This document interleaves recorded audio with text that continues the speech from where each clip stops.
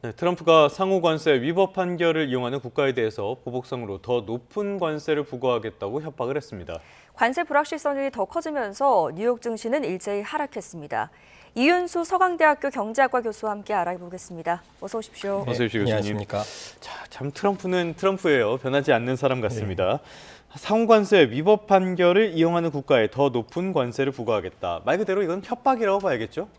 예, 사실 법원 판결로 인해서 그 IEEPA라고 합니다. 국제비상경제권한법이라고 해석을 하는데요. 이걸 상호관세처럼 광범위 관세를 매긴 건 위법이라고 했는데 이제 이것을 가지고 우리가 이거는 못하지만 관세를 다른 도구로 계속 매기겠다는 이제 협박을 하고 있는 겁니다. 이걸 핑계로 해서 사실 이유만 해도 이렇게 되면 우리가 어떻게 믿고 너희랑 뭐 협약을 비준할 수 있느냐라는 얘기가 나오고 있는데 이런 식으로 우리랑 게임을 하려고 한다면 우리는 다른 방법들이 있다라고 얘기를 하면서 뭐 숫자들이 나오죠. 232조, 뭐 슈퍼 301조 이런 법안들 다른 근거들이 있으니까 다른 근거를 가지고 우리는 관세를 계속 매길 수가 있고 실제로 글로벌 관세는 이제 인상을 하겠다라는 얘기를 하고 있는데 사실은 우리가 끝난 게 아니다라는 얘기를 계속 하고 있는데 관세 협상은 됐지만 이런 불확실성이 계속되고 있다라는 측면에서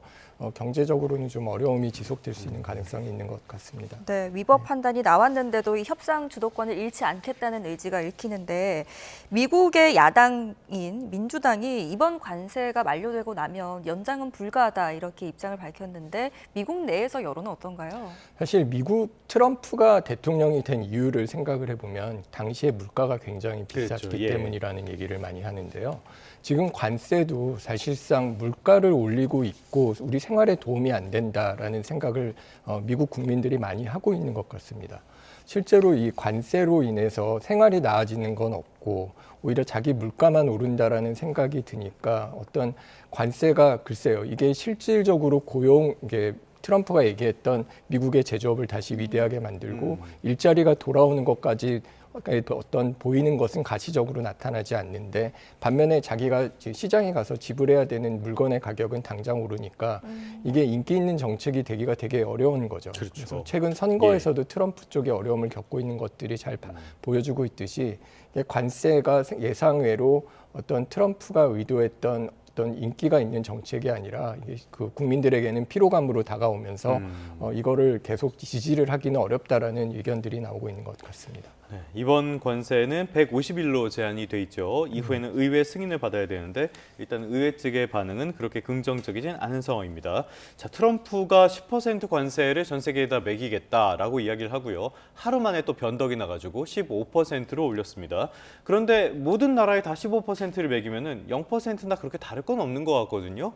특히 그래서 중국 같은 나라들은 오히려 더 상황이 좋아진 것 같아요. 예, 이게 사실상 말씀하신 것처럼 우리가 FTA였을 때는 혜택을 받다가 이게 모두가 관세를 매기게 되면은 이게 차이점을 이제 느끼게 되는 게 아니냐라는 식의 이제 문제가 있었는데요. 사실 이 부분에 대해서도 브라질이라든가 중국 같은 경우는 사실 15% 단일 관세를 하게 될 경우에는 평균 관세가 크게 낮아지는 것처럼 느끼게 되고요. 그다음 멕시코, 캐나다도 이제 큰 폭의 인하 혜택을 느낀다고 얘기를 합니다. 근데 반면에 영국이나 우리나라 같은 경우는 이게 사실은 기본적으로 관세가 낮았다가 이게 올라가기 때문에 어떤 관세율 인상폭이 더 크게 느껴지게 되고요. 그리고 중요한 거는 이번 판결과 무관하게 그 232조라고 하는 거는 품목에 대한 겁니다. 그래서 자동차, 철강 등 품목 관세는 유지가 되기 때문에 우리 당국에서도 이 문제에 대해서 관심 있게 지켜보는 것으로 알고 있습니다. 네. 자, 이렇게 정책 방향이 좀 불확실해지면 금융시장이 반응하지 않습니까? 뉴욕 증시를 보면 지금 관세 불확실성이 커져서 급락했던데 좀 자세하게 짚어주시죠. 최근에는 이제 뉴욕 증시가 급락한 것과 관련돼서 하나는 이제 말씀하셨던 것 같이 트럼프 대통령이 기본 관세에다가 특정 품목 그러니까 특정 국가하고 품목에는 이제 관세를 매기겠다라는 얘기를 하면서 그동안 이제 끝났다고 생각했던 관세에 대한 불확실성이 커지면서 실물 경제에 대한 불확실성이 증가가 투자에 어떤 영향을 미칠 것인가에 대한 우려가 대두가 됐고요. 거기다가 이제 더 문제가 됐던 것은 어떤 사모펀드 대출 리스크라는 게 있습니다. 그래서 예. 미국의 대출 시장에서 어떤 위험도가 이것에 대한 우려는 좀 있었는데 이게 가시적으로 좀 문제가 되는 것이 아니냐라는 충격이 겹치면서 이런 충격은 이제 기업 자금 조달 비용, 이제 레버리지에 대한 것과 사모대출 금리, 그다음에 스프레드 같은 것들을 확대시켜서 기업의 투자 비용을 증가시킬 수 있다는 우려가 나타나고 있습니다. 그래서 예. 관세가 실물 경제에 미치는 영향뿐만 아니라 기업 자금 조달 비용이 늘어나면서 주식 회사채 등 위험 자산에 대해서 어떤 프리미엄이 올라가고 있고요. 이런 것들이 동시에 일어나면서 주가가 이제 크게 빠졌다라고 해석을 할 수 있을 것 같습니다. 사모펀드 쪽에서 펀드 환매 중단을 했다라는 내용이 이런 우려를 부추긴 측면이 있는데요. 이런 것들이 금융위기의 전조로서 역할을 한 적이 많았는데 이번에 어떻게 될지 요거는 상황을 좀 지켜봐야 될 것 같습니다. 예, 사실 이게 환매가 들어간다라는 것과 네. 관련돼서 이런 것들은 가시적으로 보이지 않다가 갑자기 터지는 경우들이 있기 때문에 그런 측면에서 금융위기의 전조 현상으로 네. 관심 있게 봐야 된다라는 중요한 포인트입니다. 알겠습니다. 이것도 어떻게 진행될지 모르겠으니까요. 관심을 갖고 봐야 될 것 같고요. 저희도 관련된 소식은 바로 전해드리도록 하겠습니다. 자, 이렇게 트럼프의 관세 압박, 관세 위협의 수위가 더 커지고 있기 때문에 우리 정부 쪽에서도 많은 관심을 갖고 대응이 나선 것 같아요. 어제는 여야가 대응 방안을 갖고 신경전을 벌이기도 했었는데요. 재정경제기획위원회 쪽에서는 어떤 내용들이 다뤄졌습니까? 일단 첫 번째 야당 쪽에서는 이게 정부가 너무 안이하게 대치한 게 아니냐. 우리가 굳이 이렇게 투자를 무리하게 할 필요가 없었는데 무리하게 투자를 가지고 와서 우리가 뭐 지난 연말부터 늘 걱정했던 환율 위험 같은 것에 예. 어떤 문제를 제기했다라는 얘기가 대두가 됐고요. 반면에 정부 쪽에서는 이런 협상을 지연했으면 우리에게 더 불리할 수도 있었고 특히 그 구윤철 부총리 같은 경우는 대미투자 특별법은 이제 합의 이행의 플랫폼이고 이런 네. 것이 있었기 때문에 우리가 25% 관세를 이제 피할 수 있었다라는 결국은 이제 국익을 위한 선택이었다라는 얘기를 강조를 했던 것 같습니다.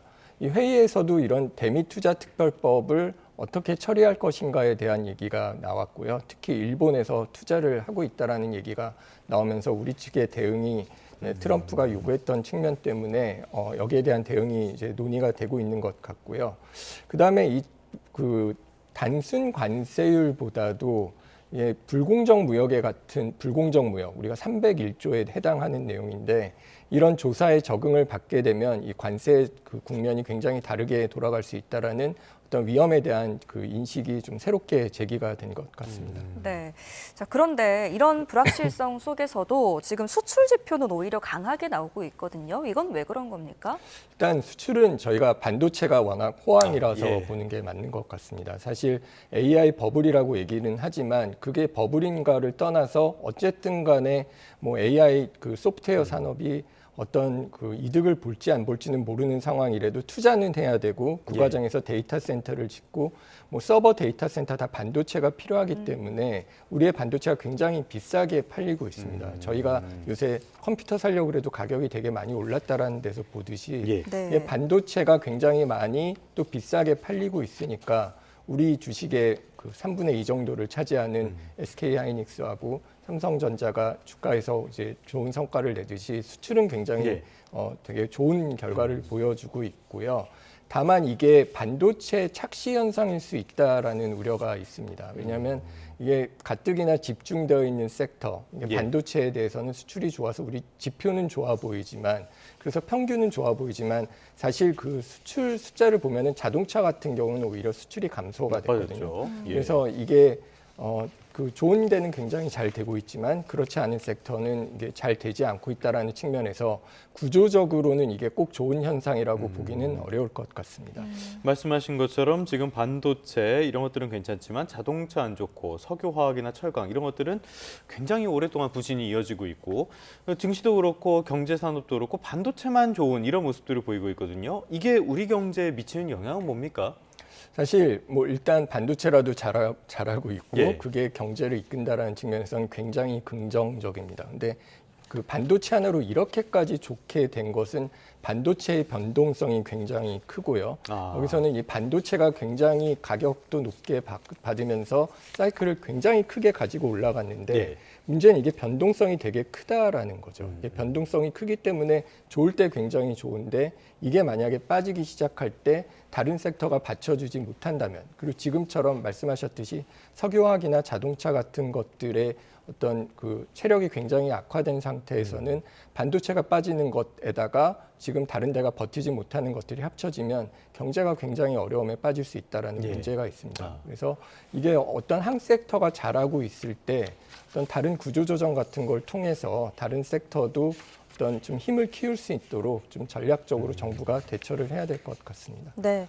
자, 다음으로는 비트코인 이야기 좀 해보겠습니다. 비트코인이 5% 급락했는데 예전에는 이게 디지털금이라는 이야기를 듣기도 하고 했는데 요즘에는 이 주식과 같이 오르기도 했다가 떨어지기도 했다가 이런 급락 가능성을 보이고 있는 것 같아요. 이유는 뭘까요?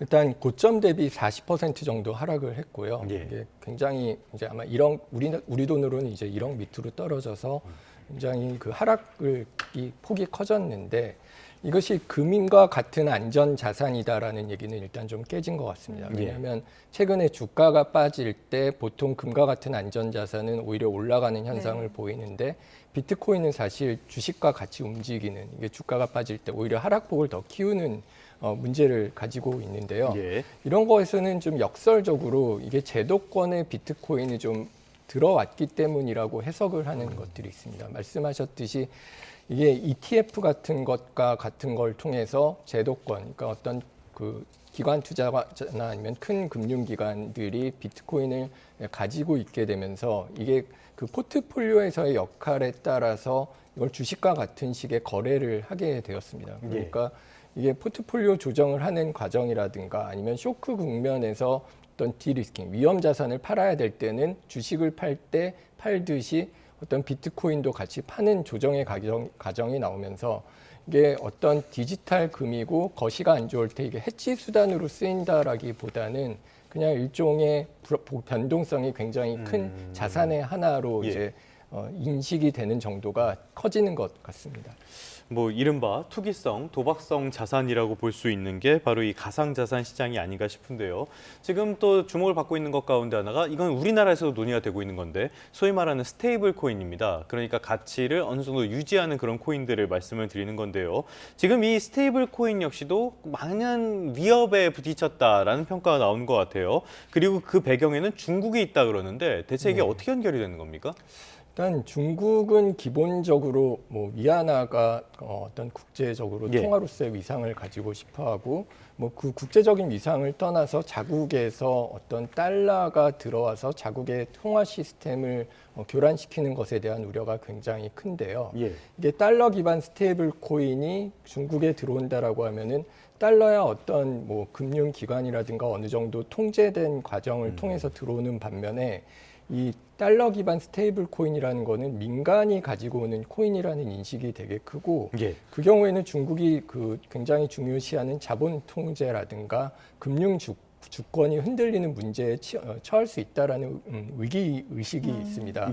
그래서 지금 나오는 것들이 이 달러화가 이제 민간 레이어로 들어오는 것과 관련돼서 국경 간 결제라든가 자본 통제 구멍이 나는 걸 막기 위해서는 어떤 이런 달러화, 어떤 달러 스테이블 코인을 견제하는 방법을 이제 생각을 하고 있는 것 같습니다. 네, 분명히 이 가운데는 중국의 전략이 있을 텐데요. 지금 미국 스테이블 코인의 안정성은 미국 국채에 기반하고 있지 않습니까? 만약에 중국이 이 국채를 다 팔아버린다면 스테이블 코인은 어떻게 되는 겁니까? 네, 그게 지금 굉장히 중요한 포인트인데요. 사실 중국이 할 수 있는 것 중에 하나가 어떤 이것과 관련돼서 국채를 의도적으로 만약에 뭐 그런 일이 있다라고 한다라면은 사실 자기들의 자본 손실도 있기 때문에 그런 일은 없을 거라고 합니다. 라고 얘기를 하는 분들도 있지만요. 사실상 중국이 금에 대한 비중은 늘리고 달러 국채 채권을 조금씩 줄여왔다라는 것은 잘 알려진 사실이고요. 이게 만약에 달러 채권을 미국 국채를 팔게 될 경우에 어떤 리스크와 관련돼서 이제 스테이블 코인의 관점에서 생각을 해본다면 스테이블 코인은 달러하고 패깅이 되어 있고 담보 자산으로서 그 국채를 가지고 있습니다. 근데 중국이 국채를 많이 팔게 될 경우에는 이게 달러화가 흔들린다라는 것을 우리가 최근의 경우에서도 이제 여러 번 관측을 그렇죠. 했던 부분이고요. 예. 이게 달러가 흔들릴 뿐만 아니라 스테이블 코인의 담보인 그 국채 가격도 같이 흔들린다 그러면은 일단 당장 스테이블 코인이 우리가 패깅, 그 1달러하고의 가치하고 연동이 되는 것과 관련돼서 이게 흔들릴 가능성이 있고요. 더 나아가서는 이게 우리가 스테이블 코인이라고 얘기할 때는 어느 정도 그 거래도 이제 유지를 그렇죠. 거래도 쓰이길 원하고 예. 그러기 위해서는 가격의 안전성이 굉장히 중요한데 달러와 담보 자산인 가치가 그 국채 가격이 흔들리게 된다 그러면 모르겠습니다. 이게 일시적으로 그날 뭐 시장 종가에는 어떤 안정적인 가격을 확보할 수 있다라고 할지라도 이게 매번 투자하는 시점에 그 가격이 흔들리면 이게 스테이블 코인을 계속 가지고 있는 게 맞느냐라는 측면에서 이게 패깅의 문제뿐만 아니라 그 런이라고 하죠. 이제 그거를 소유하지 않고 어떤 그 스테이블 코인을 이제 매각하고 그럴 경우에는 스테이블 코인이 이제 붕괴할 수 있는 시나리오도 이제 염두에 예. 둬야 되는 어떤 뭐 가능성이 낮다라고는 하겠지만 그런 것들을 이제 염두에 예. 둬야 될 정도로 어떤 그런 리스크가 좀 부각이 되고 있는 것 같습니다. 여러 가지 측면에서 지금 우리 정치권에서 스테이블 코인에 대한 논의를 하고는 있는데요. 이렇게 코인 시장에 대한 의구심이 커지는 상황 이런 것들도 잘 고려를 해야 되겠습니다. 끝으로 이 내용 하나 짚어볼까요? 한국 정부가 미국계 사모펀드 엘리엇 매니지먼트에게 1,600억 원을 지급하라는 이 판정에 불복해서 제기한 취소 소송에서 승소를 했다고 해요. 이게 어떤 내용입니까? 일단 그 미국계 해치펀드 엘리엇 매니지먼트가 그 2015년 삼성물산하고 제일모직 합병 당시에 국민연금이 어떤 국가의 그 의도대로 움직여서 이제 손해를 봤다라는 것과 관련된 손해배상 소송인데요. 네. 이게 사실은 쉽지 않은 소송인데 정부가 이김으로 인해서 이제 우리나라 입장에서는 그 막대한 국부가 유출될 뻔한 거를 이제 방어했다라는 예전 뭐 예. 론스타의 경우도 마찬가지인데 이제 원금뿐만 아니라 이게 매일 지연 이자가 쌓이고 있는데 이거를 이제 안 내도 된다는 측면에서는 법률 비용까지 합쳐서 약 1,600억 원에 달하는 이제 우발 채무가 소멸됐다라는 측면이 우리가 이제 좋게 봐야 될 것 같고요.